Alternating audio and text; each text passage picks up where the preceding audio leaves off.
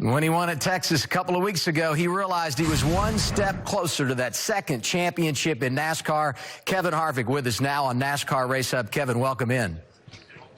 I thought that was a two-step at Texas, Adam, not a one-step, but thanks for having me. That's right. Hey, we're glad you're with us. And I'll say this. You've been there 5 out of 6 years in this format, so you have experience. Give me an idea. What is race day like when you understand with the checkered flag comes a championship? Well, it's really not that much different on the racetrack. I would say that the biggest difference between a normal race weekend and championship weekend are just the amount of things that you have to do. And you know that leading into race day morning, you're going to have more things to do in the morning. You're going to have more appearances, and you just have to be able to mentally navigate all those things. So at that particular point, it's pretty easy because you've already gone through practice, you've already gone through qualifying, and you know that you just have to control the things that you can control and see where it all falls. So obviously the stakes at the end of the day are a championship, and hopefully we can get number 2. Is there a special game plan when you're racing 3 other guys for a title, Kevin?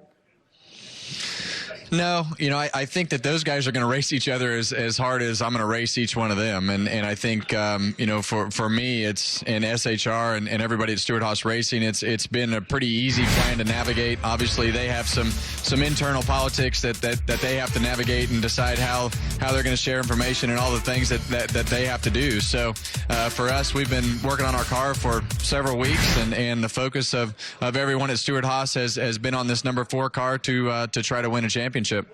For me, one of the defining moments of 2019, and I know this is the case for you, your win at Indianapolis, and not just the victory, but the celebration that followed with your family. Give me an idea of the family element and what it would be like to celebrate with them on Sunday evening.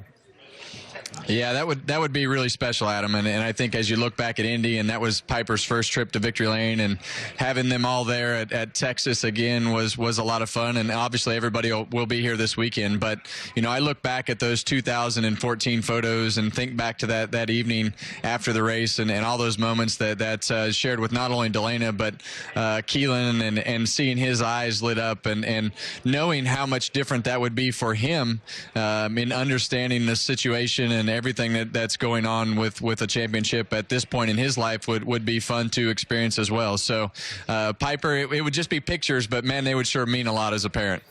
I look at everything that goes into this race and all your numbers, and I would say you have a lot of momentum. And then I think about earlier this week and the bet you lost to Kyle Busch via Denny Hamlin, and then you had to carry Kyle's shoes. I mean, has all of that impacted your momentum in a negative way, do you think?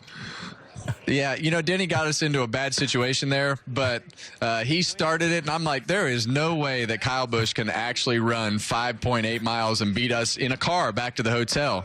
But in the end, he only ran 1.8 miles, and it wound up costing me $100. So I felt obligated at that point to carry his shoes back to the hotel because of the fact that he had pretty much taken all of our money.